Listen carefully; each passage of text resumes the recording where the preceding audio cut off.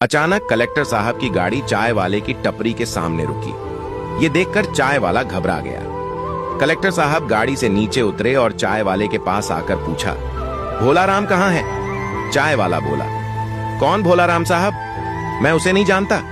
Collector साहब बोले, अरे वही भोलाराम जो यहां तुमसे पहले चाय की टपरी लगाते थे।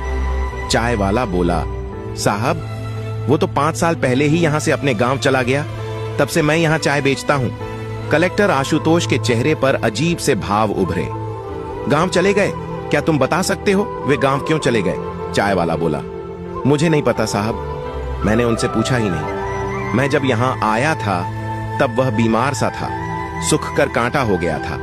औने पौने दाम में मुझे अपनी टपरी बेचकर चला गया। बीमार सा था, सुख कर कांटा हो गया था। यह सुनकर कलेक्टर आशुतोष का दिल धक धक करने लगा। उसे खुद पर बहुत गुस्सा आ रहा था कि उसने बहुत देर तो नहीं कर दी। नहीं नहीं, इतना अच्छा आदमी इतनी जल्दी इस दुनिया को छोड़कर नहीं जा सकता। सोचते हुए आशुतोष वहीं एक पुरानी सी कुर्सी पर बैठ गया। चाय वाला बोला, साहब चाय बना दूं? आशुतोष ने खुद को कुर्सी पर डीला छोड़ दिया, आंखें बंद कर ली, फिर बोला, 3 बना दे भाई। चाय वाला समझ गया कि साहब अपने ड्राइवर और बॉडीगार्ड के लिए भी चाय बनवा रहे हैं। कुर्सी पर सिर की टेक लगाकर पसरे हुए आशुतोष को याद आया कि आज से 10 साल पहले वह यहां इसी टपरी पर भूखा प्यासा आकर बैठा था। तब भोलाराम अंकल ने उसे आकर पूछा था, क्या हुआ बेटा, बहुत दुखी दिखाई देते हो, चाय बना दूं क्या? तब वह आंखों में आंसू भरकर बोला था, अंकल मेरे पास पैसे नहीं हैं। उसकी आंखों में आंसू देखकर भोलाराम बोला था, पैसे नहीं लूंगा, तुम भूखे भी दिख रहे हो, चाय बना देता हूं, चाय के साथ बिस्किट खा लेना। चाय बिस्किट खाने के बाद भी वह वहीं पर बैठा रहा था। तब भोलाराम ने पूछा था, घर से भागकर आए हो? आशुतोष ने हां में गर्दन हिलाई। भोलाराम ने समझाते हुए कहा था, बेटा घर लौट जा, माता पिता की बात का बुरा नहीं मानते, उनकी डांट में भी प्यार छुपा रहता है। वह रोते हुए बोला, अंकल माता पिता नहीं है, वो बचपन में ही चल बसे थे। मामा मामी के पास रहता हूं, मगर वहां पर भी कुत्ते जैसी जिंदगी हो गई है। वो मेरी पढ़ाई छुड़ाकर काम धंधे में लगाना चाहते हैं। उनके पास खूब पैसा है, फिर भी उन्हें कमाई चाहिए, जबकि मैं पढ़ना चाहता हूं। जैसे भी हैं वो तुम्हारे अपने हैं, उन्हीं के पास लौट जा। तू 17 से 18 साल का बच्चा है, अकेले में तो ये दुनिया तुम्हें भिखारी बना देगी। तब वह भोलाराम के पैरों में गिरकर बोला था, अंकल प्लीज रहने के लिए छत दे दो, बाकी मैं कुछ काम धंधा करके पढ़ लूंगा, मुझे पढ़ना है, बड़ा आदमी बनना है। भोलाराम बोला, ठीक है तुम मेरे साथ रह लेना, मैं यहाँ शहर में एक कमरे के किराए के मकान में अकेला ही रहता हूँ, मेरे बीवी बच्चे दूर गांव में रहते हैं। आशुतोष के लिए भोलाराम भगवान बन गया था। एक अनजान को रहने के लिए छत दे दी थी। फिर वह 3 साल तक उसके साथ कमरे में रहा था। आसपास के बच्चों को ट्यूशन करवाकर थोड़े बहुत पैसे जरूर कमाता था, मगर वे उसकी पढ़ाई और खाने के लिए पर्याप्त नहीं होते थे।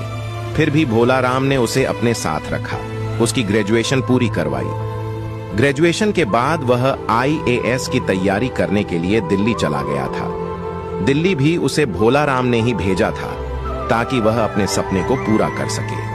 भोलाराम ने उसे अपने एक जानकार का एड्रेस देकर कहा था कि वह व्यक्ति तुम्हें कोई पार्ट टाइम काम दिला देगा, फिर तुम काम करते हुए अपनी पढ़ाई जारी रखना। फिर भी कोई समस्या हो तो मुझे चिट्ठी लिखना, पैसे चाहिए तो मंगा लेना। याद रखना अब तुम्हें बड़ा आदमी बनकर ही लौटना है। फिर 6 साल की कड़ी मेहनत के बाद उसने बहुत ही अच्छी रैंक के साथ IAS क्लियर कर लिया था। इस कारण उसे होम कैडर मिल गया था। जिंदगी का बड़ा सपना पूरा करने के लिए उसने जमीन आसमान एक कर दिए थे। उसका इस दुनिया में कोई नहीं था, मगर भोलाराम में उसे अपने पिता की झलक दिखती थी। कुछ महीने ट्रेनिंग में गुजर गए थे। उसके बाद मनचाही जगह पोस्टिंग के चक्कर में कुछ महीने और गुजर गए थे। साहब चाय। चाय वाले की आवाज से उसकी तंद्रा भंग हुई। उसने चाय का कप लिया और उसे सुड़क कर पीने लगा। आसपास की दुकान वाले पहली बार एक कलेक्टर को किसी चाय की थड़ी पर चाय पीते हुए देख रहे थे। चाय पीने के बाद आशुतोष ने सरकारी गाड़ी को वापस भेज दिया और दूसरी किराए की गाड़ी लेकर अकेला ही भोलाराम के गांव की तरफ निकल पड़ा। गाड़ी की सीट पर आंखें बंद करके बैठे हुए आशुतोष को वह दिन याद आया जब 7 साल पहले वह दिल्ली के लिए निकल रहा था। उसने महसूस किया था कि उस दिन भोलाराम उदास था। वह उसे बस तक बैठाने आया था। रास्ते में उसे बोला था, तुम कभी भी खुद को अकेला मत समझना आंसू बेटा। तू जानता है मेरे कोई बेटा नहीं है। समझ लेना तू ही मेरा बेटा है और घर में तेरी माँ भी है। तुझे देखने के लिए तेरी राह तकती है। तेरी 2 बहनें भी हैं, सरिता और अनीता। सरिता अब 15 साल की हो गई है और अनीता 13 साल की हो गई है। दोनों तुम्हें राखी बांधने के लिए तुम्हारा इंतजार करती है।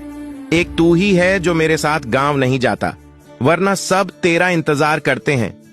जवाब में वह इतना ही बोला था, अंकल मैं वादा करता हूं, मैं कामयाब होकर ही लौटूंगा। उसी दिन मां से मिलूंगा और बहनों से राखी बंधवाऊंगा। उन्हें बोलना मैं एक दिन जरूर लौटूंगा। इतना कहकर वह बस में बैठ गया था। जब बस चलने लगी तब भोलाराम खिड़की के सहारे दौड़ते हुए आया और बोला था, बेटा तेरे बैग में टिफिन डाल दिया है, भूख लगे तो खाना खा लेना।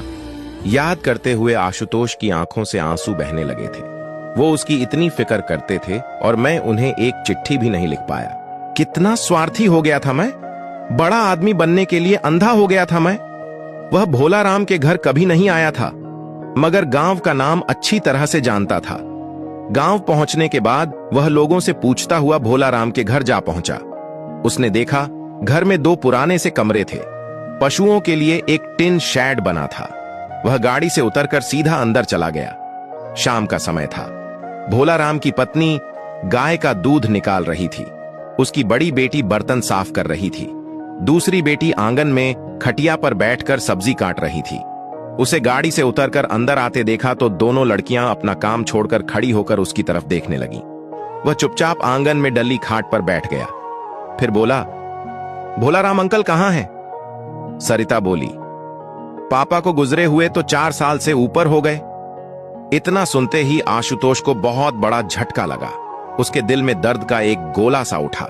गला भर आया, मुंह से आवाज नहीं निकली। जिसका डर था वही हुआ था। उसके बड़े आदमी बनने पर सबसे ज्यादा खुश होने वाला आदमी अब इस दुनिया में नहीं था। भोलाराम की छोटी बेटी अनीता भागकर कमरे में गई।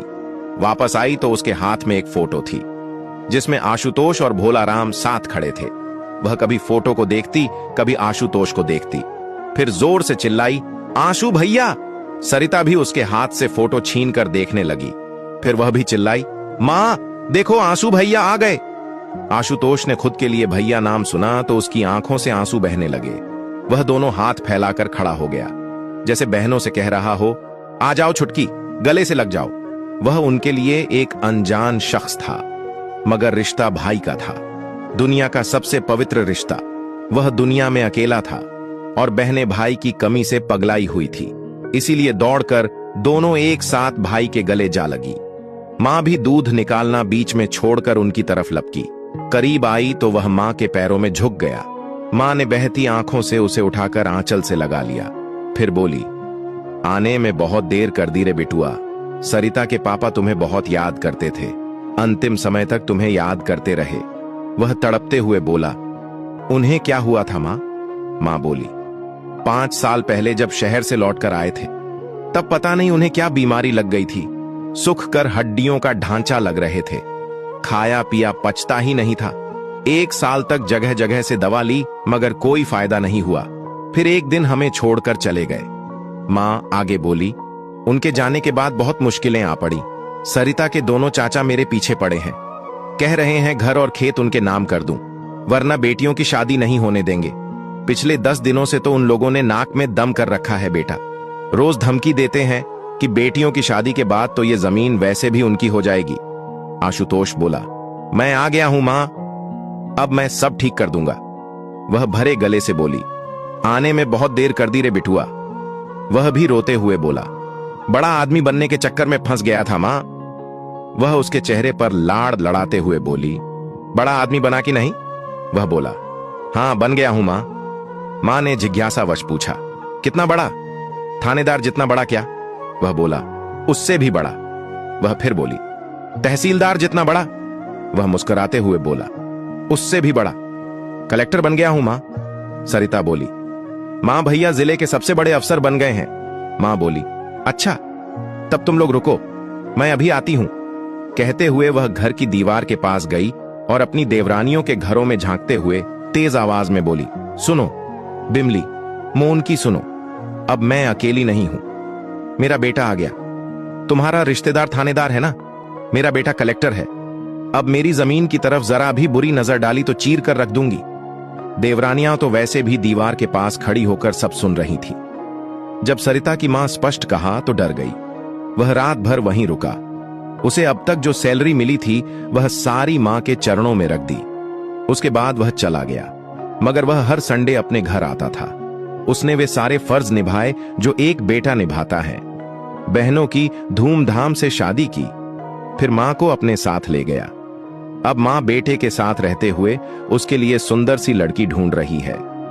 कहानी कैसी लगी कमेंट्स में जरूर बताइएगा।